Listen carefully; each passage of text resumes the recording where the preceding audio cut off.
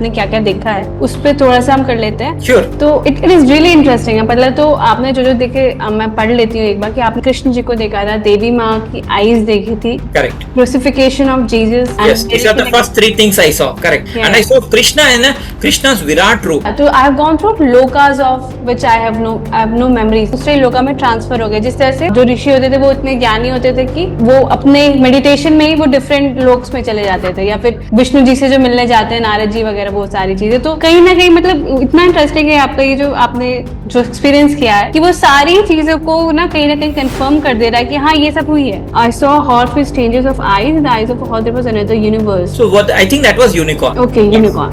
I cut sun into pieces. I created artificial eclipses. So that was Moses' life. So मैंने ये भी पूछा था डॉक्टर न्यूटन से, Am I so big? Was I Moses? Was I Ram? He said, see, every soul gets an opportunity to play Ram or play Moses in parallel dimension. I'm doing tapasya on a Meru mountain. I was plugged by the energy center. हाँ, तो ये सारी आपने UFO भी देखा from a different spaceship. Yes. I was an astronaut. I was doing tapasya of one lifetime. I died and transported myself to another loka immediately, as if it is a shortcut. I was a part of Maharshi's group. I love the daughter of my Gurudev. I was a Rajasthani king, chess player, parallel universe, parallel lifetimes. तो सारी interesting चीजें जो आजकल movies आज बोलते हैं लोग, उस time there was not even a word called parallel universe. या उस टाइम तो नहीं था। 2003 में तो हाँ, ये सब तो एवेंजर्स के बाद आया ना, Avengers end all this last 15 years में ये सब लेक्सिकन आया मैट्रिक्स में।